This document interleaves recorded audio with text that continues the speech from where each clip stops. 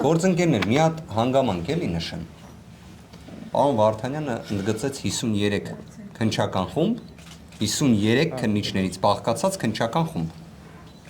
որը մինչ օրս դեռ քննություն է անում։ Այո, արդեն հասել են մեր կողմից ներկայացրած փորձագետների բնակարաններ խուզարկելուն։ Ես բազմաթիվ անգամներ, բազմաթիվ գործերով, որ մասնակցություն ունեցել եմ որպես պաշտպան, լսել եմ հակադարձումներ այն մասին, թե գործը ձգձգվում է, դանդաղ է շարժվում եւ այլն։ Հիմա ուղիղ հարց ունենք։ Գործը ինչի է այսքան ձգձգվում։ Ինչի է մինչ այս պահ դեռ նախաքննական գաղտնիքի ռեժիմը գործում։ Ինչ որ բանից վախենում են մեր գործընկերները։ Ինչ որ հանգամանք կա, որ վախեցնում է։ Ինչի է ձգձգվում այսքան 53 քննիչների ֆանտաստիկ աշխատանքը, որը արդյունք չունի։ Այսինքն լուրջ